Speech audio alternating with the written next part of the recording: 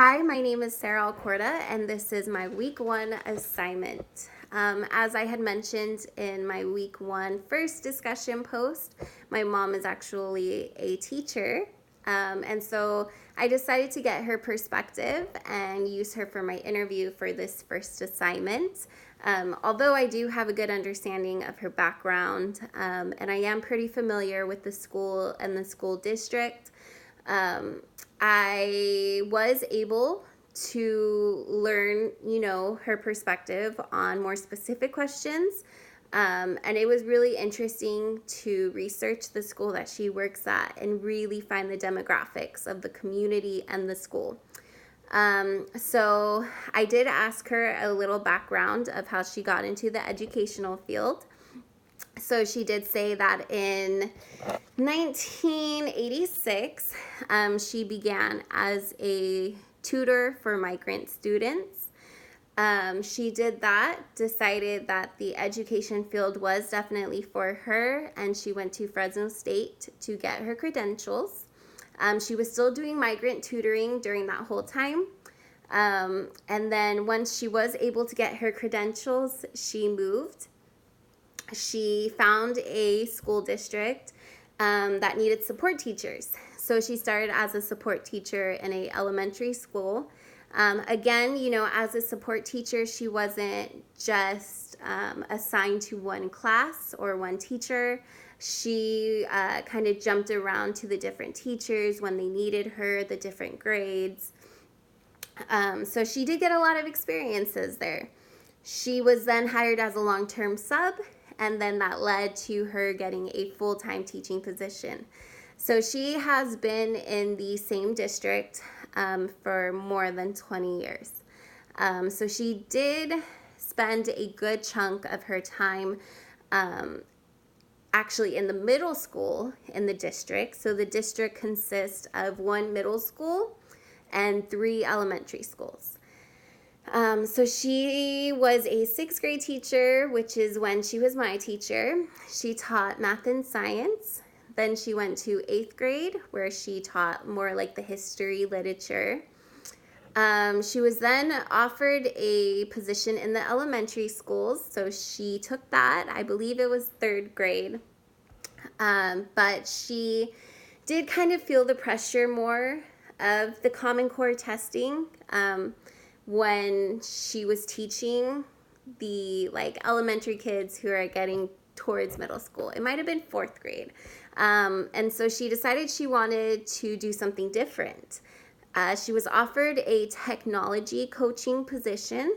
It was a new position that the superintendent was trying to begin, which I will talk about more when we discuss technology and the school. But she did that position for a full year, kind of said, she wanted to be back in the classroom. And she's been in 1st grade ever since. She taught 1st grade at one of the elementary schools and recently, just this year, switched to another elementary school, but again, in the same district. So yeah, that's a little her background. As I said, the district is called the Winton School District. There is not a high school in Winton, so the kids do have to go to high school in the city next to it, because Winton it's still a very small town. It does have a good amount of kids, and it is growing, but it at this time does not have a high school. So I did follow the text advice. So in How Schools Work on page 31, it advises to learn as much as possible about the state, the school district, or school that you want to work with, as well as their history with or position on a certain issue, the school website, local school board meetings, any data or statistics that you can get, any look into their funding. So I was able to go to the Winton School District website and really find a lot of that data. So before the interview that I did with Mrs. Alcorta, I was able to get the demographics. I was able to get some of these specific numbers because I did want to present them to her. As much as she is, someone who works in districts, sees things firsthand, sometimes seeing the numbers can be, a little more, not shocking, but just like it can say a lot more. And I wanted to get her perspective on that. So the primary demographic of her school that she's currently at, which is called Crookham, and I was able to print out demographic and data sheets. It told me about the testing. It told me about like the teachers' salaries, superintendents based off of the national average. So the primary demographic of the school is Hispanic or Latino at 87%. So really in Winton, it is mostly Hispanic. What was interesting though was 96% of the students at her school are socioeconomically disadvantaged, and 68% are English learners. So I think those stats alone can kind of help you understand what the community is like, and also what some of the needs of the community are. So I did share the demographics with her. The teachers, it's the elementary school, so they are multiple subject teachers. So they are, it even says on here that all of the teachers as of 2018-2019 data, they were all fully credentialed. And I had asked her if she felt that, she agreed with that. I've heard some stories of other districts where people were hired that weren't fully credentialed, and that there were issues of like nepotism and, so I did ask her, if she felt that was true, and that if everyone was competent in the subject or grade that they were teaching. She said that they were multiple subject teachers, so for the most part she feels, confident in saying that, they have the experience to teach what they are teaching. Let's see. So the state testing, so I did ask her about Common Core testing and how was the school compared to other schools around. So she did come from Frank Sparks last year, and she had been working at that school for maybe 4 or 5 years now. And she recently just found out that Frank Sparks was named a distinguished school for their Common Core testing, which is so awesome for a small community like Winton. And this is not the first time that they've received this recognition. So it's really exciting, and she was happy in the sense that she knows that she helped towards those testing scores. So for Crookham, I was able to get some data, but again, if I am just interviewing her as a teacher, her experience with it was, that the school did have high scores from where she came from. And so now it will be interesting to find out how this new school's scores are. So I did print out a few statements for her to look at, and I just asked her to either agree or disagree. So I asked her, and again, I got this from the text as well, that sometimes educators can feel a little lost in the system.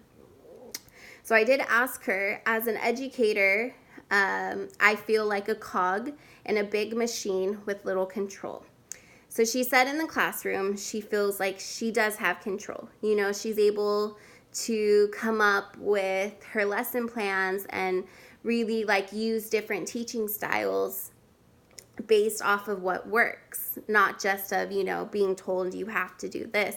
However, she does say that the outside expectations, you can feel a little powerless in the sense of the educational code or what the principal is asking, what the district could be asking, certain standards that you have to hit.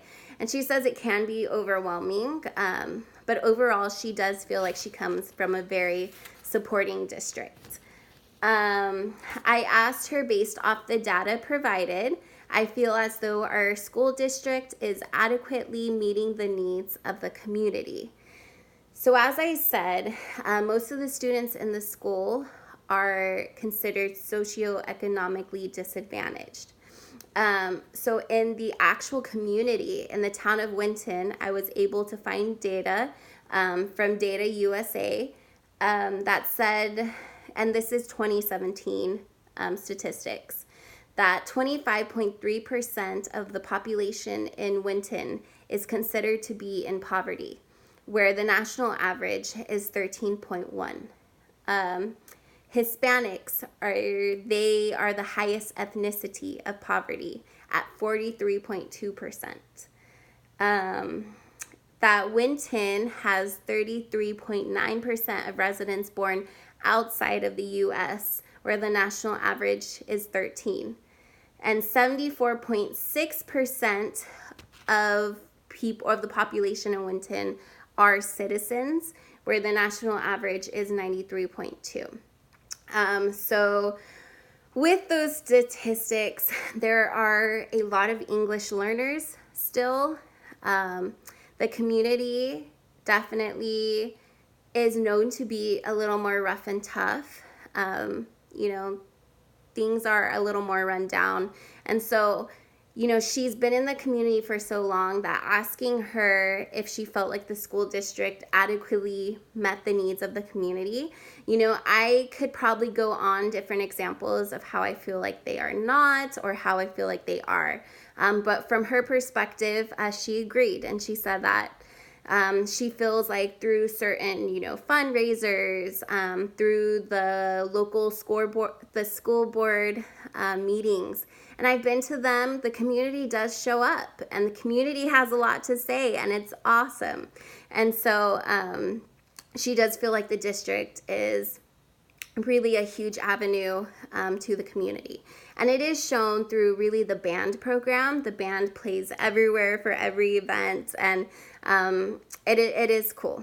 I asked her if her overall facility, the grounds, cleanliness, safety was exemplary, because that is how it was described on the data sheets. She agreed. And I asked her the big one, that the education sector cannot achieve its goals alone. Education leaders need the support, resources, and vision of partners from the health and mental health, juvenile justice, and affiliated sectors, which is from the text.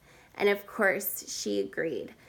She actually said that the school district works very well with the sheriff's department, that their support staff among a district, they share school counselors, they share a nurse. There are just different support staff that the schools don't necessarily have one assigned to them. And I asked her, is that really enough to have so many students, but to be sharing these people that are all about health and mental health? And she did say that there are times where a certain school might need a little more, and that they have hired a few more counselors. She does hope that they do hire more support staff in the future. As of now, she feels like it is meeting the needs, but that they are having some situations arise in some of the other elementary schools that, like I said, they require continuous supervision, continuous communication amongst different parties, which is, the office administration, the teachers, the parents, and as I said, the sheriff's department. Let's see. One thing I did ask her was, again, as I said, the elementary school she came from was in a newer part of town, and the one she is at now is different. So I did ask about parent involvement, because that really is a sense of community as well. And she said when she had her first kind of like back to school nights, that no parents really went. And she was shocked that only maybe like one or two did. And the rest of the teachers told her that for that elementary school that was normal. Parents are not involved as much as they are in some of the other schools. And, you know, she does feel like something needs to be done to get those parents involved more, whether it's, you know, them having issues with work hours, that they're having to work so much, that they don't know English.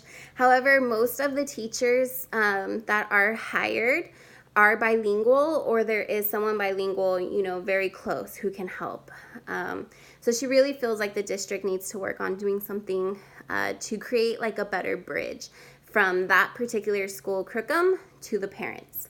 Technology wise, as I said, so she was a technology coach, and I love my mom, but she is not the best at technology. And so it was really surprising when she got that position.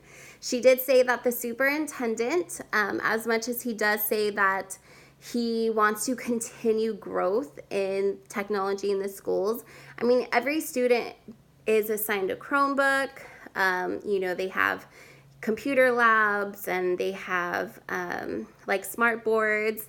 However, she feels like there's so much more kind of technology classes that could be taught to the students. She's heard about like coding, you know, students learning coding in the communities around them. And she feels like the superintendent is a little set in his ways when it comes to technology, and he's not really looking for an advancement as far as like maybe hiring more new but motivated individuals to take the district from, you know, this century to the next. Special education programs on the website, I did find that there are 300 students in the special education program. So again, the different schools each have their own different classrooms. I believe how it was, let's see. Yeah, how it was described is that the Winton School District Special Education Department is devoted to providing exceptional programs, maximize opportunities for all students. And again, you know, inclusion is really big. And that's kind of where I take it into my ABA standpoint. Because really, kids in this community, whether it's special ed or if they're just general ed students, they are already having a lot to overcome. And so, you know, the district really has to be like inclusive for all of them, whether it's they don't know English or whether it's they are in special ed.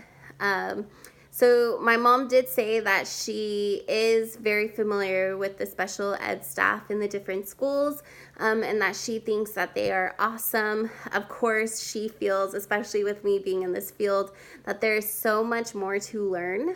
I did ask her, how do they pick students who need to be maybe tested out of the general ed classrooms? She said that most teachers, if they are struggling with a student or feel like this student is not maybe learning at the pace that they should be, that they will try a bunch of different avenues. They'll try different learning styles.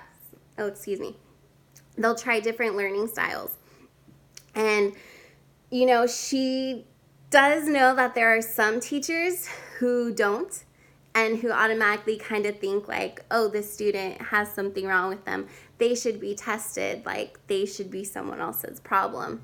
But she does feel like, you know, really that if you look at things, or if you look at your teaching styles and you find that maybe your primary teaching style isn't working for the student, let's try something else.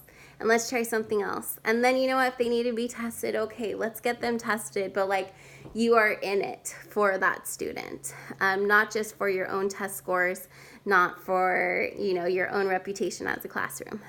So again, you know, she is an awesome teacher, but just hearing her reiterate that was so great and made me feel so good. Let's see.